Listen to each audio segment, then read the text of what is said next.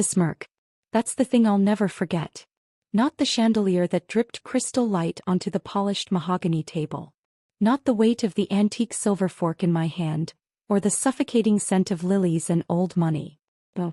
I'll remember the smirk on Eleanor Grant's face, a tiny razor-sharp curl of her painted lips as she prepared to detonate my world. It was a look of bored, effortless cruelty. The look of someone about to swat a fly and she was holding the swatter. My entire life, my future, my heart. I was the fly. Sometimes the deepest wounds aren't the ones that bleed. They're the ones carved with words, leaving scars on your soul that no one else can see. This is a story about a scar like that, and about what happens when you refuse to let it define you. It's about being told you are worthless and then spending years building an empire just to prove them wrong. If you've ever been underestimated, dismissed, or made to feel small, then stick around. Because the sweetest victories are the ones they never see coming. Do me a favor and hit that subscribe button, because you won't want to miss how this ends. It's funny how your memory curates the past. Before that night, my memories of Ethan Grant are bathed in a kind of golden, syrupy light. We met in our final year of college. I was a scholarship kid, juggling 2 part-time jobs and a full course load in marketing. He was Ethan, heir to the Grant Corporation, a legacy of shipping and logistics that had its steel and glass fingers in every corner of the city. He had an easy smile and eyes the color of warm honey, and he never once made me feel like I was from a different world. Our worlds were different, of course. My world was the smell of bleach from cleaning offices late at night and the taste of instant noodles. His was the quiet hum of a German luxury car and the assumption that any door he knocked on would simply open. But together we carved out a space that was just ours. We'd sneak out for late-night pizza, sitting on the hood of his ridiculously expensive car, sharing slices from a cardboard box while he told me about the pressure of his family name and I told him about my dreams of building something from nothing. "You're the most real thing in my life, Melissa," he'd say, tucking a stray strand of hair behind my ear. His touch felt like coming home. I believed him. I loved him with a fierce, all-consuming fire that only a girl who'd had very little could feel for a man who seemed to offer everything. My dad had died when I was 16. He was a brilliant man, an architect with visions grander than his finances. He left behind a mountain of debt and a broken dream. My mom, a woman made of quiet resilience and tireless love, picked up the pieces. She worked as a seamstress during the day and a cleaner at night. She never complained. She just did what had to be done to keep a roof over our heads and food on our table. Her hands were rough with calluses, but her hugs were the softest place on earth. This was my legacy. Not one of money but of grit. Of survival. Ethan loved my mother. He'd come over to our tiny apartment and eat her homemade stew, complimenting her cooking with a sincerity that made my heart ache. He promised me, whispering in the dark of my small bedroom, that my past didn't matter. That we were the future. And for 2 years I lived inside that promise. When he slipped a diamond ring onto my finger, a stone so large it felt alien on my hand, I thought the promise had solidified into a future. His mother, Eleanor, was a different story. I had only met her a handful of times, always in carefully controlled, brief encounters. She was a woman sculpted from ice and disapproval. Tall, unervingly thin, with hair the color of polished silver pulled back so tightly it seemed to stretch the skin of her face. She spoke in low, measured tones that made everything sound like a verdict. Her eyes, a pale, piercing blue, would scan over me, lingering for a fraction of a second too long on my department store dress or my non-designer handbag. She never said anything overtly cruel. It was all in the subtleties, the slight hesitation before shaking my hand, the way she'd ask, "And where did you say you were from again?" as if the answer were a forgettable, distasteful fact. Ethan was terrified of her. He would physically shrink in her presence, his easy smile tightening, his posture becoming rigid. "She's just from a different generation, Mel," he'd explain away her coldness. "She'll come around. Once she sees how happy you make me, she'll love you." I wanted to believe him so badly that I chose to. I ignored the knot of dread that tightened in my stomach every time we had to see her. I smiled, I was polite, I tried to be the perfect, unobjectionable fiancée. The dinner party was supposed to be my official introduction to the Grants' inner circle. Their closest friends, business partners. The kind of people whose last names were etched onto university buildings and museum wings. The invitation itself was a masterpiece of understated intimidation. Thick, cream-colored cardstock with embossed lettering. A small gathering, Ethan had said. It felt like being summoned to court. I spent 2 weeks' salary on a simple, elegant black dress. I did my own hair and makeup, practicing 100 times to get it just right. I wanted to look like I belonged. The moment the butler opened the colossal oak doors to their mansion, I knew it was a hopeless endeavor. The house wasn't a home, it was a museum. Marble floors gleamed under the light of chandeliers that looked like captured constellations. The air was still and cool, thick with the scent of lilies and lemon polish. Every surface was perfect, every painting a masterpiece. It was a house designed to make you feel small, and it was doing its job beautifully. Ethan squeezed my hand, but his palm was slick with sweat. "Just be yourself," he whispered, a useless mantra in a place where yourself felt like a social crime. Dinner was a slow, agonizing performance. The conversation flowed around me, a river of talk about stock portfolios, European ski trips, and political donations. I sat there, smiling until my cheeks ached, gripping my wine glass so tightly I was afraid it might shatter. Eleanor sat at the head of the table, presiding over the affair like a queen. She steered the conversation with quiet, precise questions, and every so often, her gaze would land on me. It wasn't a look of curiosity. It was one of evaluation. She was assessing my value, and I could feel myself coming up short. The beginning of the end came during dessert. A raspberry pavlova that tasted like ashes in my mouth. A man to my right, a banking tycoon named Mr. Harrington, turned to me. "So Melissa," he said, his voice booming slightly. "Ethan tells us you're in marketing. A rising star. Tell us about your family. Are they in business as well?" The entire table fell silent. It was a perfectly innocent question, but in that room it felt like a trapdoor had just opened beneath my feet. I could feel Ethan tense beside me. All eyes were on me, that I took a steadying breath. "My mother is a seamstress," I said, my voice clearer than I expected. "And she also works as a cleaner. She's the hardest working person I know." I tried to inject pride into my voice, but the word cleaner hung in the opulent air, ugly and out of place. I glanced at Ethan, pleading with my eyes for him to jump in, to support me, to say something. He just stared at his dessert, pushing a piece of meringue around his plate. The silence stretched, becoming thick and suffocating, and then Eleanor spoke. She placed her fork down with a soft, deliberate click that echoed in the quiet. She looked directly at me, and that's when I saw it. The smirk. It was faint, almost imperceptible, but it was there. A flicker of triumphant disdain. "How industrious," she said, her voice dripping with false sweetness.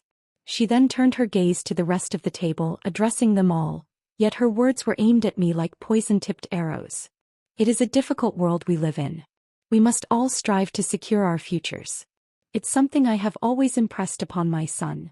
She paused, letting the weight of her words settle. Her eyes found mine again, the blue chips of ice hardening. "Love," she declared, her voice now stripped of any pretense, ringing with cold, hard clarity, "is a luxury for women who can afford it. My son will not marry poverty." The air was sucked out of the room. The words hit me with physical force, a punch to the gut that left me breathless. I felt the blood drain from my face, a hot, prickling shame spreading across my skin. Around the table, faces were a blur of polite shock and feigned disinterest. No one met my eyes. No one defended me. I looked at Ethan. My Ethan. The man who had promised me a future, the man who said my past didn't matter. He sat frozen, his face pale, his eyes wide with a mixture of horror and fear. He looked at his mother, then at me, and then back down at his plate. He didn't speak. He didn't move. He didn't take my hand. His silence was her victory. His silence was my answer. It was a confirmation of everything she had just said. In his world, his mother's power was absolute, and my love was expendable. I don't know how I stood up. My legs felt like they were made of glass. I remember the scraping sound of my chair against the marble floor. I could feel every single pair of eyes on my back as I turned and walked away. I didn't run. I walked with a dignity I didn't feel, my head held high, focusing on placing one foot in front of the other. Each step was a lifetime. As I reached the grand archway of the dining room, Eleanor's voice cut through the silence one last time. It was not loud, but it carried the chilling authority of a final judgment. "You're dismissed." It wasn't a suggestion. It was an order. The kind you give to a servant who has overstepped. The heavy front door clicked shut behind me, and I was plunged into the cool night air. I stood on the perfectly manicured stone steps, the Grant mansion looming behind me like a mausoleum, and I finally let myself break. A single hot tear traced a path down my cold cheek. Then another. I wasn't just heartbroken. I was annihilated. Humiliated on a cellular level. She hadn't just ended my engagement, she had tried to end me. She had taken my story, my mother's struggle, my father's memory, and twisted it into something shameful. But as I stood there, shivering in the dark, a new feeling began to flicker in the ashes of my humiliation. It was small at first, a tiny ember of defiance. She thought she had dismissed me. She thought she had broken me. He was wrong. This wasn't an ending. It was a declaration of war. She had just handed me the one thing I never knew I needed. A reason to become more powerful than she could ever imagine. That night I didn't just leave a house. I left behind the girl who thought love was enough. And as I walked down that long winding driveway, away from the golden prison of the Grant family, I made a silent vow. One day Eleanor Grant would see me again. And she wouldn't be smirking. The drive home was a watercolor painting of blurred streetlights and tear-streaked glass. I don't remember the route I took, only the feeling of the steering wheel vibrating under my white-knuckled grip. The car, my beat-up 10-year-old sedan, felt like a pathetic lifeboat in the stormy sea of my own despair. I kept replaying the scene in my head, a torturous loop of Eleanor's words and Ethan's silence. Love is a luxury for women who can afford it. You're dismissed. Each replay was a fresh stab, twisting the knife of humiliation deeper. When I finally stumbled into my small apartment, the silence was deafening. It was the same apartment Ethan had claimed to love, the one he called our cozy escape. Now it felt like a cage filled with the ghosts of his broken promises. I sank to the floor, my back against the flimsy door, and let out a sob that felt like it was tearing me apart from the inside out. It was a raw, wounded sound. The sound of a future dying. The call came the next morning. I had been staring at the ceiling for hours, my eyes dry and burning when my phone buzzed on the nightstand. Ethan's name flashed on the screen. For a fleeting, stupid moment, a sliver of hope pierced through the misery. Maybe he'd come to his senses. Maybe he'd stand up to her. I answered. Hello. My voice was a croak. Mel. He sighed, a weak, defeated sound. I'm so sorry about last night. My mother. She was completely out of line. I waited. The silence stretched. I was waiting for the but. The but is always where the truth lives. But, he finally said, you have to understand the position she put me in. Our family. Things are complicated. Complicated. I whispered, the word tasting like poison. You sat there, Ethan. You let her call my mother's life, my life, poverty that you couldn't afford. You let her dismiss me like I was the help. There is nothing complicated about that. It's simple. It's called cowardice. That's not fair, he snapped, a flash of the Grant arrogance surfacing. My entire life, my inheritance, the company, it's all tied to her. It's not as simple as just walking away. And there was the cold, hard calculus of his life. I was a liability he couldn't afford. His love had a price tag and I wasn't worth it. I see, I said, a strange, chilling calm washing over me. The fire of my grief was cooling into something harder. Something like steel. So this is it, then. I love you, Mel. I do, he said, his voice cracking. But the words were hollow. They were meaningless noise against the deafening roar of his inaction. No, you don't, I said, and for the first time I truly believed it. You love what's easy. And that's not me. Goodbye, Ethan. I hung up before he could reply. I then pulled the diamond ring from my finger. It felt cold and heavy. A beautiful shackle. I didn't throw it. I didn't pawn it. I placed it carefully in a small box and pushed it to the very back of my closet, a relic of a life that no longer existed. The weeks that followed were a gray, featureless landscape of pain. Getting out of bed felt like lifting a lead blanket. Food was tasteless. The world seemed to have lost its color. At work I went through the motions, a ghost haunting a cubicle. My boss, a kind man named Mr. Davies, would look at me with concern, but I offered nothing but vague excuses. Just feeling a bit under the weather, I'd say. My mother was my rock. She came over one evening and found me sitting in the dark, surrounded by takeout containers I hadn't touched. She didn't pry or ask for details. She just wrapped her arms around me, her work-worn hands stroking my hair, and let me cry. "There is no shame in where you come from, Melissa," she murmured into my hair. "The only shame is in forgetting it. Your father was a proud man. He was rich in ideas and love, if not in money. Never let anyone make you feel small for that." Her words were the first spark in the darkness. He was right. Eleanor Grant hadn't shamed me, she had shamed herself. She had revealed a poverty of spirit so profound that no amount of money could ever fill it. And Ethan, he was her willing prisoner. That night something shifted. The grief, while still present, began to share space with a cold, clear-burning rage. I had been foolish. I had allowed my life, my sense of self-worth, to become entangled with a man who was fundamentally weak. I had relied on his love to validate me. Never again. The next morning I woke up before my alarm. I went for a run, pounding the pavement until my lungs burned and sweat stung my eyes, pushing past the pain until it morphed into a kind of clarity. When I got to the office, I walked into Mr. Davies' office and asked him for more responsibility. I told him I wanted to lead the pitch for the new Clarion Hotels account, the biggest potential client our firm had ever courted. He was hesitant. "Melissa, that's a huge undertaking. Are you sure you're up for it?" "I've never been more ready," I said, and the conviction in my own voice surprised me. For the next 6 months, work was not a job. It was my entire existence. I was the first one in the office and the last one to leave. I devoured books on business strategy, market analysis, and corporate finance. I took online courses in negotiation and public speaking. I studied the city's power players, learning their names, their businesses, their rivalries. I learned that in this city, money was a language, but power was the conversation. I treated the Clarion pitch like a military campaign. I learned everything about their brand, their history, their CEO's pet peeves. My team and I worked around the clock, fueled by caffeine and a shared desperation to win. I was relentless. I pushed my team and I pushed myself harder. The memory of Eleanor's smirk became my fuel. Every time I felt exhausted or defeated, I would picture her face, hear her voice say, "You're dismissed," and a fresh surge of adrenaline would flood my system. We won the Clarion account. It was a massive, company-altering victory. The day the news came in, Mr. Davies stood on a chair in the middle of the office and announced my promotion to Senior Account Director. My colleagues cheered, patting me on the back. In that moment, surrounded by the glow of professional triumph, I felt the first real, genuine flicker of happiness in a long time. It wasn't the giddy, dependent happiness I'd felt with Ethan. This was different. It was solid. I had built it myself. My life began to change.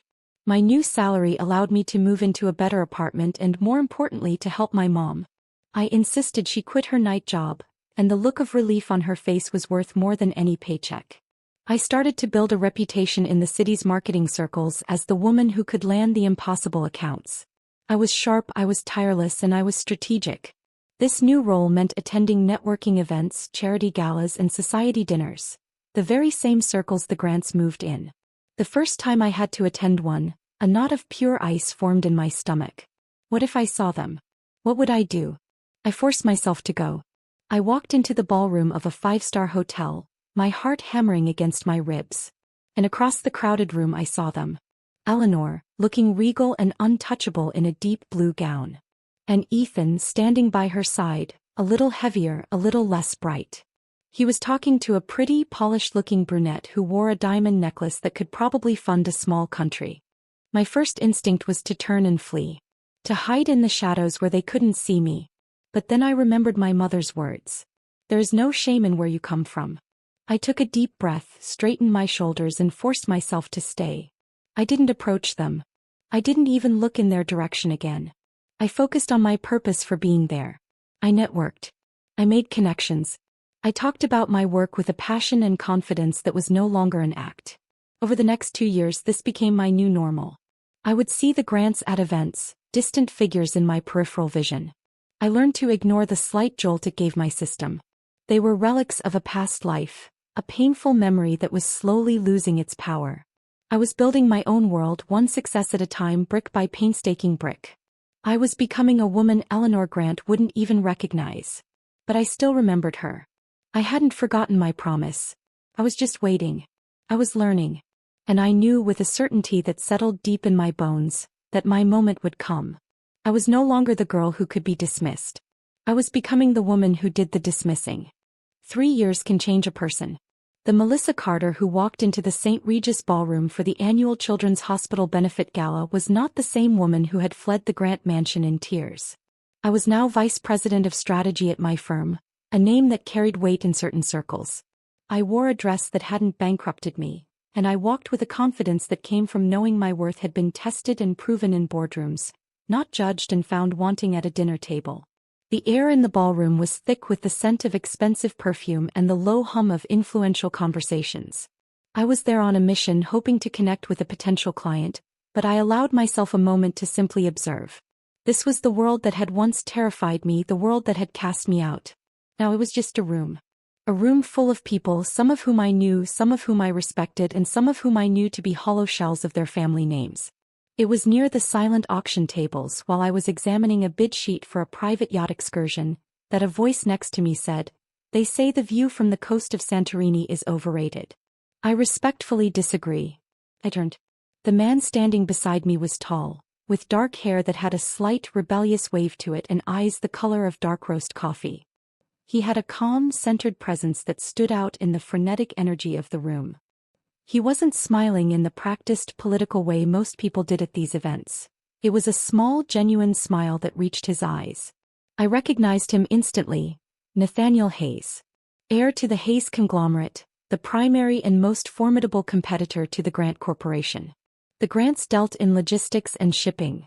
The Hayes family built the technology that made modern logistics possible. In the city's business world, they were titans locked in a decades-long war. "Then you'd be the one to know," I replied, my voice steady. "I imagine you've seen it a few times." "Once or twice," he admitted with a self-deprecating shrug. "I'm Nathan, by the way." "Melissa," I said, shaking his offered hand. His grip was firm and warm. We fell into easy conversation. He wasn't like the other men I'd met in this world. He didn't lead with his net worth or his latest acquisition. He asked about my work, and when I told him, he listened with an intensity that made me feel like I was the only person in the room. He was whip-smart, his questions insightful. He saw the strategy behind my campaigns, the ambition. He wasn't just being polite, he was genuinely interested. We talked for nearly an hour, leaning against the marble railing of the mezzanine, watching the city lights glitter below. He had a dry wit and a quiet confidence that was the polar opposite of Ethan's anxious, approval-seeking charm. There was a strength in Nathan that felt bedrock deep. As the evening wound down, he walked me to the valet. "I'm going to be blunt, Melissa," he said, turning to face me under the soft glow of the hotel's entrance lights. "I would very much like to see you again. Dinner." I felt a flutter in my chest, a feeling I had long since buried. "I'd like that," I said, and the smile that spread across my face felt completely, utterly real. Our first date led to a second and then a third. Our connection was immediate and profound. With Nathan I felt seen. He wasn't impressed by the title on my business card. He was fascinated by the journey I'd taken to get it. One evening, over dinner at a quiet Italian restaurant, I decided to tell him everything. I told him about Ethan, about my family's background, about that horrific dinner party.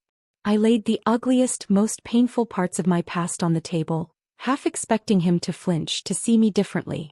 When I finished, my voice thick with the memory of it all, he was quiet for a long moment. He reached across the table and took my hand. "That woman," he said, his voice a low, angry rumble, "is a monster. And Ethan Grant is a fool." He looked me straight in the eye, his gaze unwavering. "Your past isn't a liability, Melissa. It's your greatest asset. It's the reason you're so damn strong.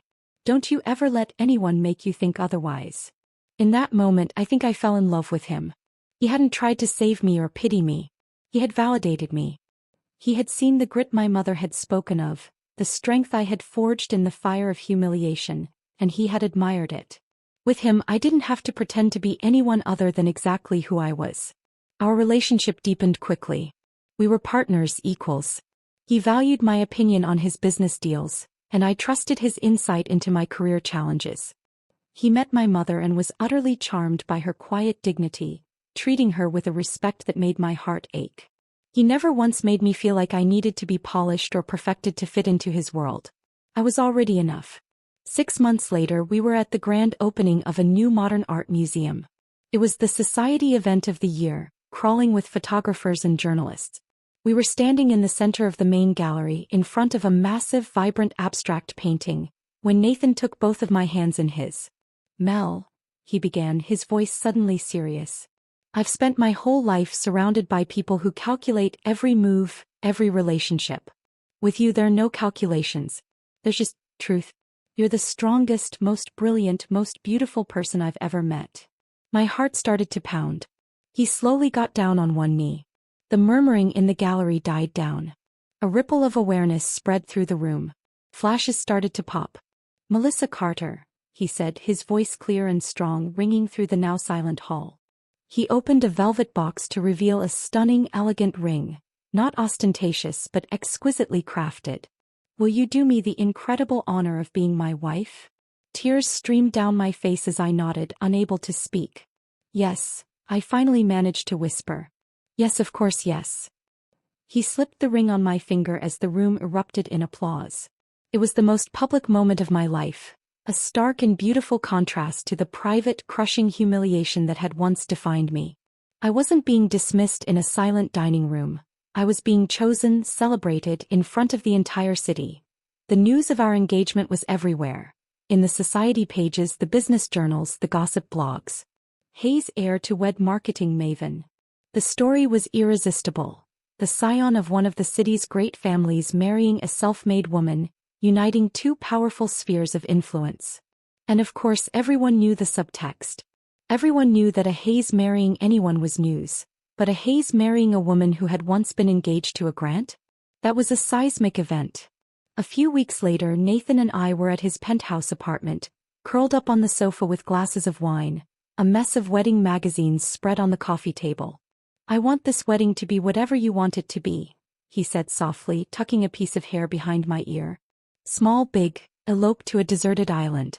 Anything." I looked at the magazines, at the pictures of fairy tale weddings. And then I thought of Eleanor Grant. I thought of her in her cold, perfect mansion reading the morning paper. I imagined the sour twist of her lips as she saw my smiling face next to Nathan's. I knew she'd see this as a social coup, a calculated move. Part of her would be furious, but another part, the most arrogant part of her, would be smug, believing I had simply traded up, validating her transactional view of the world. And that's when the idea began to form. It wasn't just about getting married anymore. It was about rewriting the narrative. It was about taking the story she had used to destroy me and turning it into my triumph. This wouldn't be a quiet victory. It would be a spectacle. A carefully crafted masterpiece of revenge, served not cold, but at a perfectly orchestrated, dazzlingly public celebration. "Big," I said, my voice quiet but firm. "I want it to be big." Nathan looked at me, a question in his eyes. "I don't just want a wedding, Nathan," I explained, the plan crystallizing in my mind. "I want to make a statement. I want every single person who was in that dining room 3 years ago to be on the guest list. I want the press there. I want it to be the event of the season. I want her to see it, to hear about it, to be unable to escape it." I hesitated, worried he might think I was being petty or vindictive. "Is that crazy?" He was silent for a moment, studying my face. Then a slow smile spread across his lips. "No," he said, his eyes glinting with a fierce loyalty that I loved. "It's not crazy. It's brilliant. He tried to write your story for you, Mel. Now you get to write the ending. So, let's give them a show they'll never forget." From that moment on, the wedding planning became a strategic campaign. The venue was the most exclusive and historic hotel in the city. The guest list was a carefully curated collection of the city's elite, including the Harringtons and every other person who had witnessed my humiliation. My dress designer was a world-renowned artist who crafted a gown of silk and lace, subtly embroidered with thousands of tiny, shimmering diamond chips, a direct, unspoken rebuttal to being called poverty. We hired the best PR firm to handle the media, ensuring maximum flattering coverage. Every choice was deliberate. Every detail was a piece of the narrative. This wasn't just a wedding. It was my coronation. And as the day drew closer, I felt no nerves, no anxiety.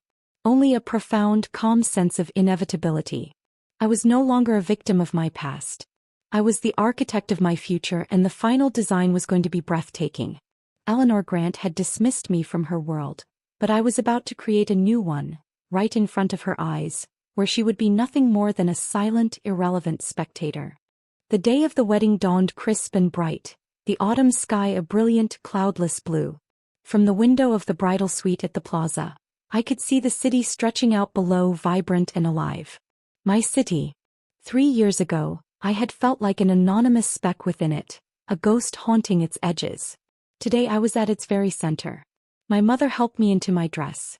The fabric was cool and heavy against my skin, the thousands of tiny diamond chips catching the morning light and scattering it across the room in a shower of rainbows. When she finished fastening the last pearl button, she stepped back, her eyes welling with tears. "Oh, Melissa," she whispered, her voice thick with emotion. "Your father, he would be so proud." I looked at our reflection in the grand, gold-leaf mirror. I saw her, my beautiful, resilient mother, her face etched with the love and labor of a lifetime. And I saw myself, a woman I had fought tooth and nail to become. There were no ghosts in my eyes today, only strength. "I know he is, Mom," I said, squeezing her hand. The ceremony was a beautiful blur. The scent of white roses and peonies filled the air. A string quartet played softly. As I walked down the aisle, I didn't see the crowd or the flash of cameras. I saw only Nathan waiting for me at the altar, his eyes full of a love so profound it felt like the only real thing in the universe. We said our vows, our voices clear and steady, promises made not out of naive hope, but out of a deep, tested understanding of who we both were. As we were pronounced husband and wife, and Nathan kissed me, the applause that filled the grand cathedral felt like a wave of validation, washing away the last remnants of the old silence. Meanwhile, across town, Eleanor Grant sat in the dim light of her formal living room. The television was on, tuned to the Society channel that was providing live coverage of the wedding of the decade. She watched as the camera followed my every move. She saw the dress, the one that seemed to be woven from light itself. She saw the adoration in Nathan Hayes' eyes. She saw the guest list, a rolling ticker at the bottom of the screen naming people from her own inner circle. The Harringtons, the Vanderbilts, the Ashworths, all there celebrating the woman she had deemed unworthy. The remote control felt heavy and cold in her hand. Her knuckles were white. This wasn't supposed to happen. The girl was supposed to have disappeared, to have faded back into the obscurity from which she came. Instead she had risen. She had crossed the aisle from the Grant family to the Hayes family, from a past engagement to a new dynasty. It was a strategic masterstroke, a social checkmate, and it had been executed flawlessly, right in front of the world. She saw my smile, and for the first time she might have realized it wasn't for the cameras. It was a smile of pure, unadulterated victory. And she knew with a certainty that chilled her to the bone who it was aimed at. The reception was held in the hotel's legendary grand ballroom. The chandeliers dripped with crystals, casting a warm, golden glow over the 500 guests. The champagne flowed, the orchestra played, and the air buzzed with energy. Nathan and I made our rounds, accepting congratulations, laughing and stealing moments just to look at each other to confirm this was all real. After the main course, as dessert was being served, Nathan tapped his glass for attention. He gave a short, beautiful speech full of love and humor, ending with, "And now I'd like to hand the microphone over to my brilliant wife, Melissa Hayes." A ripple of polite applause went through the room. I stood up and walked to the microphone at the center of the dance floor. Nathan squeezed my hand as I passed him. I could feel the weight of every gaze in the room. I scanned the crowd and saw them. The faces from that dinner party, scattered among the tables, watching me with rapt attention. I took a deep breath, the microphone cool in my hand. "Thank you all so much for being here to celebrate with us," I began, my voice warm and steady. "Looking out at all of your faces, surrounded by so much love and friendship, I feel incredibly blessed. Today has been a fairy tale." I paused, letting the happy, conventional words settle. "Fairy tales are wonderful things," I continued, my tone shifting slightly, becoming more intimate, more serious. "But the most important stories are often the ones we write for ourselves. Especially when someone else has tried to write one for you." The room grew quiet. I could feel the shift in energy, the dawning curiosity. A few years ago I was in a very different place. I was a young woman deeply in love, dreaming of a future I thought was certain. And one night, at a dinner party not so different from this one, a person of great influence told me something I will never forget. I let a beat of silence hang in the air. I had their complete, undivided attention. She told me in a room full of people that love was a luxury. A luxury for women who could afford it. She told me that her son would not, and could not, marry poverty. My voice didn't waver. I wasn't speaking with anger or bitterness. I was speaking with the calm, unshakable authority of someone stating a fact. A collective, soft gasp went through the ballroom. People shifted in their seats. Glances were exchanged. The Harringtons, seated near the front, suddenly looked extremely interested in their coffee cups. They knew. They all knew exactly who and what I was talking about. I was told in essence that my background, my family's struggle, my mother's hard work, that all of this made me unworthy of love. That night I lost everything I thought I wanted. But in its place I found something far more valuable. Myself. I learned that my story wasn't a source of shame. It was a source of strength. I turned my eyes to my mother who was watching me, tears streaming down her face, a look of fierce pride in her eyes. Then I looked at Nathan, my husband, my partner. That person was wrong, I said, my voice ringing with conviction. Love is not a luxury for the rich. Love is the reward for the brave. It's for the ones who fight for it, who believe in it even when the world tells them they don't deserve it. It's for the people who build their own worth instead of inheriting it. I raised my glass. So I would like to propose a toast. Not to wealth or status or power, but to love. The kind you earn. The kind you build. And I stand here tonight to say with every fiber of my being, no one can take love away from you. No one can declare you unworthy of it. No one can dismiss you, unless you let them. For a split second there was absolute silence. Then the entire ballroom erupted. It wasn't just polite applause, it was a roar. A standing ovation. People were on their feet, clapping, some even cheering. The camera flashes were blinding, a strobe effect capturing the moment for eternity. In that thunderous wave of sound, I had taken my greatest humiliation and turned it into my defining triumph. I had not only rewritten my story, I had broadcast it to the world, and they had applauded. Across town, Eleanor's hand trembled so violently that the remote clattered onto the marble coffee table. Her face was a mask of disbelief and fury. The silence in her vast, empty living room was a stark contrast to the roaring applause on the screen. The woman she had dismissed had just dismissed her entire worldview in front of everyone who mattered. She had taken Eleanor's own cruel words and used them as the foundation for an inspirational sermon on her own strength. The silence, the humiliation, the powerlessness, it had all been transferred. It was hers now. Slowly, with a shaking hand, she reached for the power button and the screen went black, plunging her into darkness. I smiled at Nathan, a true deep smile of peace. The battle was over. The war I had been fighting both internally and externally for 3 long years had ended. It wasn't a victory born of hate, but one born of self-love and resilience. I hadn't just married into power, I had claimed my own. Later that night, standing on the balcony of our suite overlooking the sparkling city, Nathan wrapped his arms around me from behind. "Eleanor Grant must be losing her mind right now," he murmured into my hair. I leaned back against him, breathing in the cool night air. "I'm not thinking about her anymore," I said, and I was surprised to find that it was true. The anger, the need for revenge, it had all dissolved in the catharsis of that moment. It had served its purpose. It had fueled my ascent. But I didn't need it anymore. The smirk was just a memory. The silence was no longer mine to bear. It now belonged to Eleanor, alone in her grand, empty house. And in the quiet of my own heart, there was only peace. I had won. They say living well is the best revenge. But sometimes it's more than that. It's about taking the narrative they tried to trap you in and setting it on fire, using the flames to light your own way forward. Melissa didn't just find a new life. She built one on her own terms and made sure the person who tried to tear her down had a front row seat to her success. What did you think of her final move? Was it the perfect revenge? Let me know your thoughts in the comments below. And if you enjoyed this story of justice served, make sure to like this video and subscribe for more tales of epic revenge. Until next time, remember, don't let anyone else write your story for you.